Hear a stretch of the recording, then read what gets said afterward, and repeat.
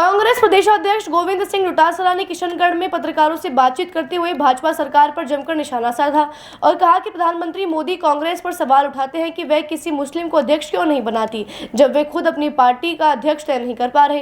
डोटासरा ने कहा कि भाजपा जिन मुद्दों पर सत्ता में आई है अब उनकी बात नहीं करती है। देश की जनता उनसे महंगाई, बेरोजगारी पर सवाल पूछ रही है और धर्म और जाति के नाम पर राजनीतिक रोटियां सेकी जा रही हैं। डोटासरा ने आरोप लगाया कि राज्य की सरकार पर्ची से चल रही है और दिल्ली के दबाव में है। उन्होंने कहा कि राजेंद्र सिंह राठौड़ जैसे हारे हुए नेता सरकार चला रहे हैं। उन्होंने यह भी कहा कि एक राज्य एक चुनाव कानूनी रूप से न्याय संगत नहीं है और परिसीमन कांग्रेस को हराने के हिसाब से किया जा रहा है। जल्दी कांग्रेस का अजमेर का जिलाध्यक्ष भी नियुक्त किया जाएगा। आज मैंने सुना कि वो कह रहे हैं कि कांग्रेस पार्टी किसी मुस्लिम को क्यों नहीं अध्यक्ष बना देती। तो मैं देश के प्रधानमंत्री जी से पूछना चाहता हूं कि आप अपनी पार्टी की बात करो, आप अपनी पार्टी में किसको बढ़ाओ वो ही नहीं बना पा रहे हो। और आपने खुद ने नियम तय किया था 75 साल बाद में संरक्षक मंडल में होगा, कोई पद नहीं लेगा।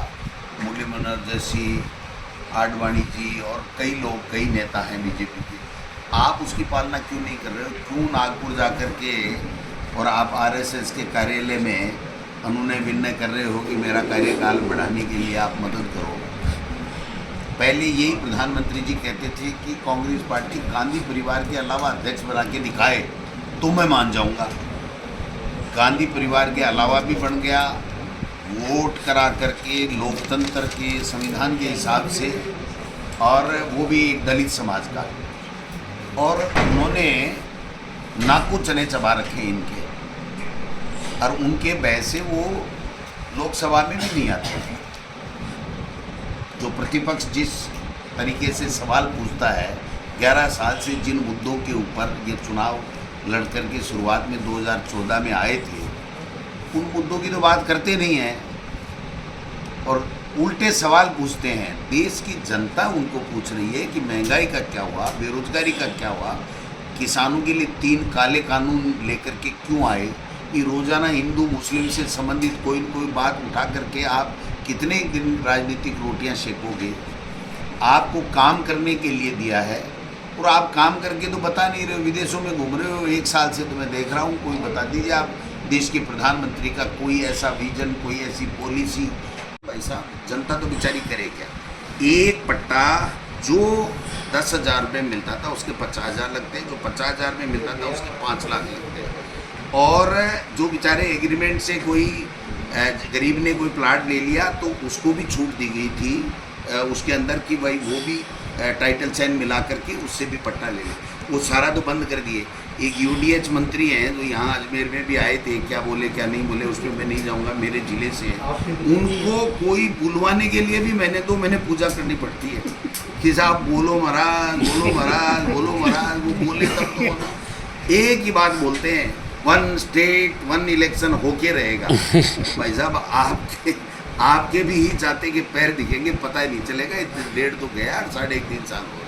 ये पहले भी प्रेस कॉन्फ्रेंस की है, एक कमेटी भी हमने 4 लोगों की बनाई है। सारे ज़िलों के अंदर हमारे जो कांग्रेस की लीगल सेल है वो इसके ऊपर वर्क कर रही है। सारे नेता काम कर रहे हैं। 200 विधानसभा क्षेत्र में 200 प्रभारी लगा करके हम लोग इसकी मॉनिटरिंग कर रहे हैं। लेकिन इस प्रदेश का दुर्भाग्य है कि एक पर्ची से मुख्यमंत्री बन गया जो अपनी शक्ति का या तो एहसास नहीं है या उसका वो प्रयोग नहीं कर सकते हैं। उनके ऊपर किसी न किसी दिल्ली के अंदर से शक्ति का विट्टो लगा हुआ है कि आप ये काम नहीं कर सकते जब तक हमारी पर्ची नहीं आ जाए।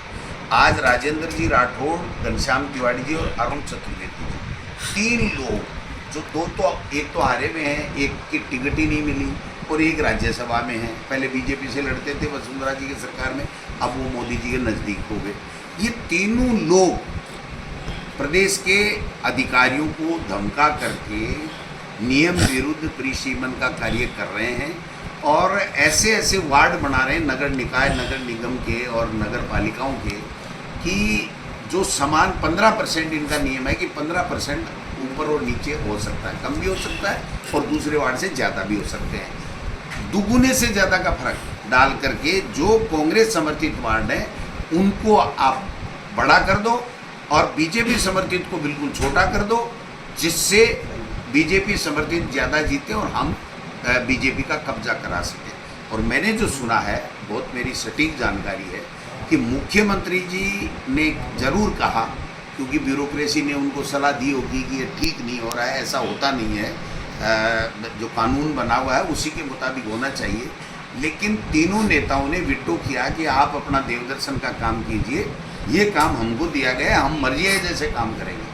तो ये तो बड़ा दुर्भाग्य का विषय है कि मुख्यमंत्री जी के सामने अगर हारे हुए नेता ये कहेंगे कि नहीं, कानून नहीं, हमारे हिसाब से परिसीमन होगा और राजनीतिक आधार पे, दुर्भावनाओं के आधार के ऊपर हम पंचायत समिति और नगर पालिकाएँ और वार्ड और नगर निकाय बनाएंगे, तो मैं समझता हूँ कि ये प्रदेश का दुर्भाग्य है। कोई नीति देखी, कोई मीटिंग हुई, कोई कमेटी बनी, कोई चर्चा हुई क्या? ये 6 महीने नवंबर में 49 नगर पालिकाओं के चुनाव संपन्न हो गए। उसके 6 महीने पहले उनको उनके चुनाव कराने के लिए वोटर लिस्ट और आरक्षण की और परिसीमन की व्यवस्थाएं करनी चाहिए, उन्होंने नहीं की। और अब फरवरी के लगभग जो है वो 2026 के अंदर नगर पालिका के चुनाव होने, ये नवंबर दिसंबर में इनको प्रशासक लगा के ले जाएंगे, उनको 2 महीने पहले करेंगे और उसके बाद में वो ये कहेंगे कि एक स्टेट एक। ये तो भाई साहब ये बात होगी, एक आदमी के बड़ी बेटी थी 25 साल की होगी, बेटा था 20 का, तो बोला देखना मैं इतिहास रचूंगा और ऐसा काम करूंगा जो कोई नहीं कर पाया, है ना। तो वो बेटी को 35 साल तक ले गए जब तक बेटा 25 का नहीं, और फिर दोनों का साथ शादी करके देख लो, मैंने साथ शादी कर दी। भाई ये तो कोई कर देगा, ये काम तो प्रशासक लगा के तो है। आप एमपी के साथ में एमएलए का कर सकते हो 3 महीने राष्ट्रपति शासन लगा करके, या 3 महीने 4 महीने पहले जो है वो सरकार भंग करके केंद्र की, और 5 स्टेट के साथ भी चुनाव कर सकते हो। इसमें कानून इजाज़त देता है क्या? ये कानून इजाज़त नहीं देता है कि आप 12 महीने बाद में चुनाव करा रहे हो। न भारत का संविधान इजाज़त देता है, न पंचायत राज का कानून इजाज़त देता है, न नगर निकाय का कानून इजाज़त देता है। ये तो दादागिरी होगी, हम नहीं करेंगे, जाओ कोर्ट में हमारे, हम सब हमारे यहाँ कर लो, दिल्ली में किसको पुकार करोगे आप? तो ये कोई एक स्टेट और एक इलेक्शन की बात नहीं है।